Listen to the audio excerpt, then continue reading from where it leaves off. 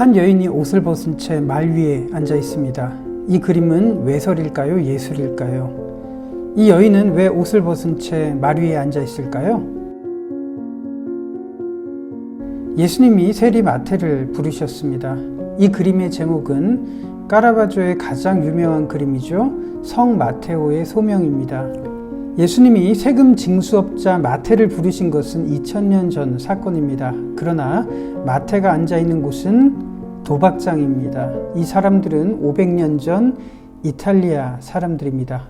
예수님은 지금 도박장에서 노름에 빠진 한 사람을 부르고 계십니다. 카라바조는 왜 세금 징수원을 도박장의 사람으로 바꾸었을까요? 그렇다면 카라바조의 이 그림은 경건한 것일까요? 아니면 불경한 그림일까요? 마가복음 2장에서 예수님이 한 세리를 부르셨습니다. 이 사람의 이름은 레위입니다. 레위 지파가 이 이름에서 나온 것처럼 그는 구별된다는 뜻의 이름을 갖고 있었습니다. 물론 이 이름을 이 사람이 지은 것은 아니겠죠. 부모는 아들에게 이런 마음으로 이 이름을 지어주었고 그런 기대치를 가지고 있었습니다. 부모는 이 아들이 다른 사람들과는 달리 랍비처럼 존경받는 사람이 되기를 원했던 것 같습니다. 유대인들의 교육을 살펴보면 8살까지 어린이들은 랍비로부터 성문율법을 배웁니다. 모세오경을 배웠던 것이죠. 그것이 바로 그들의 학교였습니다. 어린이들은 모세오경을 열심히 암기합니다. 8살이 되면 아이들 중에서 똑똑한 아이들은 종교인들이 모세오경의 해설을 첨가한 구전율법을 배우는 단계로 진학을 합니다. 이것이 탈무드가 되는 방대한 내용을 아이들이 배우게 되는 것입니다. 그러나 8살에 자신의 탁월함을 입증하지 못한 아이들 대부분은 집으로 돌려보내집니다. 너는 가서 목수를 하고 너는 가서 어부를 하면서 가업을 이어라 라고 집으로 돌려보내집니다. 랍비로부터 선별된 소수의 아이들은 16살까지 구전율법, 이 탈무드를 외웁니다. 그 과정에서 살아남은 소수의 아이들만 랍비가 되고 나머지 아이들은 집으로 돌려보내집니다. 이렇게 랍비는 걸어다니는 율법학자가 되고 사람들에게 영향을 미치고 존경을 받는 종교인이 됩니다. 이렇게 되는 것이 레위라는 이름을 가졌던 사람이 부모의 기대를 충족시킬 수 있었던 유일한 방법이었을 겁니다. 그렇지만 그는 8살이었을지 16살이었을지는 모르지만 이 사람은 자신의 인생의 좌절을 경험하고 현재 부모의 기대를 완전히 벗어나 있습니다. 태어날 때 부모로부터 받았던 기대가 환멸스러웠는지 그는 유대인들이 가장 혐오하는 세관원에 앉아서 세금을 징수하는 사람이 되어 있습니다. 그래서 예수님 당시에 유대인들은 세리와 매춘부를 가장 악한 죄인들로 규정했던 까닭입니다. 어쩌면 이 사람을 기대했던 부모도 아들에게 실망을 했을 겁니다. 그렇지만 마가는 레위를 부르시는 이 장면을 특이하게 기록하고 있습니다. 이 구절에서 접속사 또라는 단어가 주는 의미가 무엇일까요? 의미 없는 한 글자에 불과한 것일까요? 그렇지 않습니다. 예수님께서는 자신을 따르던 허다한 무리들도 중요하게 보셨지만 그 무리들이 혐오하던 세리도 무리들과 동등한 가치와 시선을 가지고 찾아오셨다는 것을 한 글자 또라는 단어에서 압축시키고 있습니다. 사람들이 레위를 어떻게 보는 것은 중요하지 않습니다. 하나님은 레위 한 사람을 그리고 우리 한 사람을 위해서 이 세상에 오셨다는 것이 마가가 드러내려고 했던 의미였습니다. 그리고 나서 예수님은 해서는 안 될 일을 하셨죠. 바로 가장 더러운 죄인이었던 세리의 집에 찾아가셔서 함께 식탁교제를 하셨기 때문입니다. 이 행동 자체는 분명히 경건하지 못한 행동이었고 예수님은 이 행동으로 인해서 이미 부정하게 되어버렸습니다. 예수님은 왜 이렇게까지 했을까요? 하나님은 모든 사람이 죄인이라고 하셨습니다. 그래서 모든 인간은 스스로 하나님의 영광에 이를 수 없었습니다. 그러나 종교인들이 생각했던 죄인은 다른 의미였습니다. 그들은 특별한 사람만 죄인이라고 규정했고 적어도 자신들은 죄인이 아니었다고 생각을 했으니까요.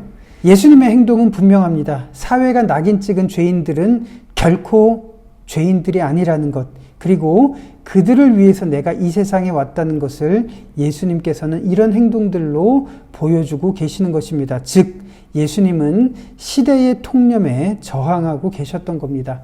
까라바조가 저항했던 것 역시 로마 교회의 태도였습니다. 로마 교회는 스스로 경건하다고 과시했지만 그들은 유대인들, 집시, 매춘부, 고아, 노름꾼, 빈민들을 죄인들이라고 낙인을 찍었으니까요. 그래서 까라바조는 사회가 구분했던 죄인들 속에 앉아있는 사람을 마태로 표현하고 있습니다. 이런 사람들은 죄가 없는 사람들이 아니라 하나님의 은혜에 차별이 없는 사람들이라는 것을 까라바조는 이렇게 강조하고 있습니다. 그래서 까라바조가 했던 유명한 말은 이렇습니다. 나는 창녀, 집시, 고아, 유대인, 빈민들로부터 하나님의 나라를 발견한다 라고 말을 했습니다. 인위적으로 사람을 구분하고 배척하는 종교인들의 고상한 태도를 까라바조는 경멸했던 것이죠. 까라바조는 마가의 또라는 의미를 분명히 이 그림 속에 남기고 있는 것입니다. 맨 처음에 보여드렸던 이 그림, 이 여인은 왜 옷을 벗고 있을까요? 얼핏 보면 외설적인 그림처럼 보입니다. 이 여인은 11세기 영국 코번트리에 살았던 여인입니다. 이 무렵 코번트리와 가까운 도시 노팅엄에서는 노팅엄 백작의 압제에 견디지 못했던 사람들이 셔우드 숲으로 도망쳤던 시기였습니다. 바로 로빈 후드 이야기가 만들어진 그 시기, 그 장소였습니다. 이 시기 영국은 노르만 왕조가 지배하는 기독교 사회였지만 노팅엄 백작도 그리고 코번트리 영주 리어프릭도 백성들을 괴롭히기는 마찬가지였습니다.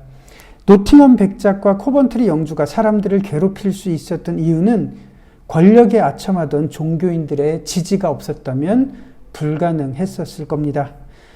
코번트리의 영주 리어프릭이 백성들을 혹독하게 착취하고 있었을 때 그의 아내는 남편에게 무자비한 착취를 멈춰달라고 부탁합니다. 이 여인이 바로 리어프릭의 아내였습니다. 그러자 리어프릭은 아내를 조롱하며 이렇게 말했죠. 당신이 옷을 벗고 온 도시를 한 바퀴 돌고 오면 내가 당신의 말을 들어주겠소. 이렇게 말한 것은 아내가 절대 그럴 리가 없다고 생각하고 조롱하면서 했던 말입니다. 그러자 부인은 옷을 벗기 시작합니다. 그리고 이 그림처럼 온 마을을 돌기 시작했습니다. 이 그림의 배경을 보실까요? 온 도시는 아무도 살지 않는 유령 도시처럼 차갑게 변해 있습니다. 왜 그랬을까요? 여인이 도시를 돌 때 시민들은 아무도 외출하지 말고 아무도 창문을 열고 밖을 보지 말자고 약속했기 때문입니다. 싸늘하게 보이는 풍경이지만 사람들이 이 여인을 향해 바치는 최고의 존경이었다는 것을 생각한다면 이러한 황량한 배경도 결코 절망적으로 보이지는 않습니다. 여러분들에게 다시 질문을 던집니다. 이 그림은 외설일까요? 예술일까요? 그녀의 마음을 이해한다면 더 이상 이 그림이 불경하게 보이는 것이 아니라 오히려 숭고하게 보이기까지 합니다. 이 여인의 이름은 고디바입니다. 1926년에 벨기에의 한 회사에서 이 여인의 이야기를 듣고 만든 것이 바로 고디바 초콜릿입니다. 지금 사람들은 고디바 초콜릿을 기억하지만 고디바의 숭고한 마음은 기억하지 못합니다. 그러나 고디바 초콜릿이 명품이 될 수 있었던 것은 그것은 단순히 맛이나 가격 때문은 아닐 겁니다. 그리스도인들이 명품이 될 수 있는 비결은 무엇일까요? 바로 이 고디바의 숭고한 행동이 그 답을 말해주고 있는 것 같습니다. 코로나19가 벌써 2년이 되어가고 있습니다. 우리의 일상은 이 그림의 배경처럼 황량하고 싸늘하게 변해 있지만 이런 풍경마저도 감동적으로 바꿀 수 있는 방법은 마가가 기록한 또라는 한 단어 속에 드러나 있을 겁니다. 그 마음은 마가복음에서 그리고 고디바의 숭고한 모습에서 그리고 까라바조의 예수님의 모습에서 엿볼 수가 있을 겁니다. 끝으로 까라바조가 성 마테오의 소명을 그렸던 당시의 이야기를 까라바조의 평전을 인용해서 까라바조의 심정으로 여러분들에게 연결해 드리도록 하겠습니다. 도박꾼 하나가 식탁에 몸을 숙이고 앉아 있다. 이미 절망이 그의 목을 쥐고 있었다.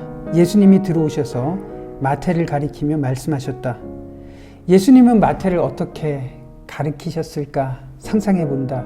손을 쭉 뻗었을까? 아니면 손가락 하나만 까딱하셨을까?